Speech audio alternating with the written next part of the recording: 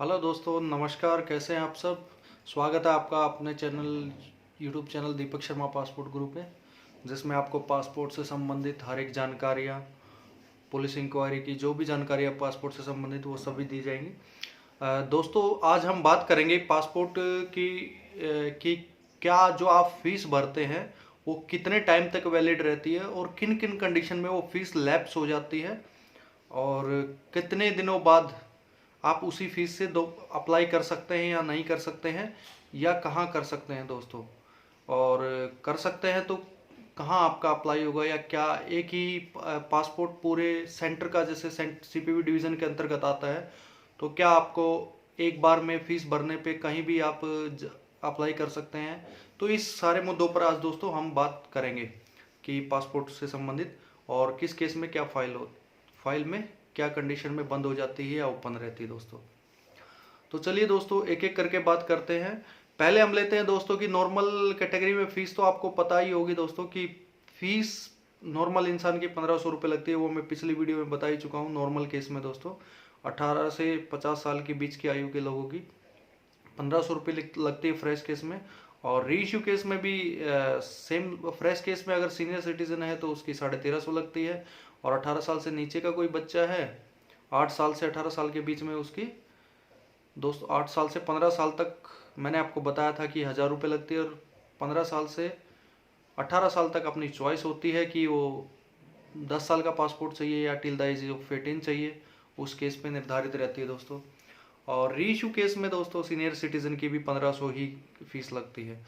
तो दोस्तों चलिए आज बात करते हैं, ये तो थी फीस की बात, कि अगर आप एक बार अप्लाई कर देते हैं दोस्तों और आपने अपॉइंटमेंट ले ली है किसी भी पीएसके की, और आप उसमें नहीं जा पाए किसी वजह से, या नहीं जाना चाहते, कोई कारण हो गया, तो आपकी दोस्तों मैं बता देता हूं कि वो फीस आपकी 1 साल तक वैलिड रहती है दोस्तों।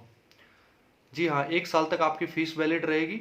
1 साल से मतलब ये है कि अगर आपने कोई भी वहां जाके अपॉइंटमेंट लेके उसके बाद आप गए ही नहीं, कोई फोटो वगैरह आपका खिंचा नहीं है दोस्तों।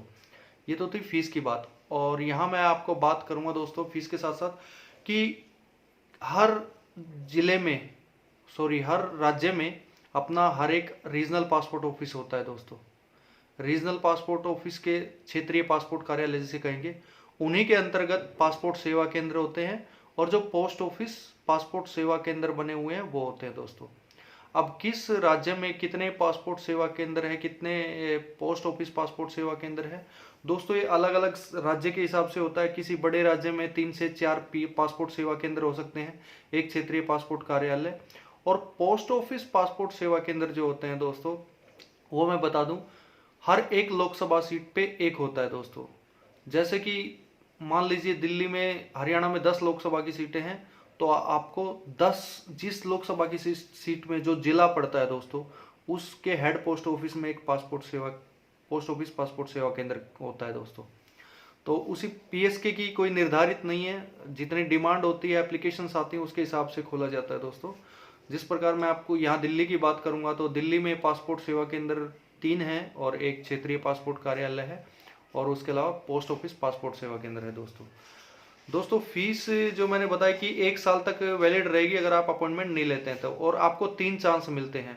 कोरोना की वजह से बीच में चांस अनलिमिटेड कर दिए गए थे, और दोस्तों 3 चांस मिलते हैं। उसमें आपको रीशेड्यूल का ऑप्शन दिया जाता है कि जब अगर नहीं जा पाए 1 साल के अंदर ही आप संबंधित क्षेत्रीय पासपोर्ट कार्यालय में, ना कि दूसरी स्टेट के में दोस्तों। मैं आपको बता देना चाहूँ, यहाँ चीज क्लियर करता हूँ कि दूसरी स्टेट के पासपोर्ट कार्यालय में आपको अगर अप्लाई करना है तो दोबारा फीस लगेगी आपको दोस्तों।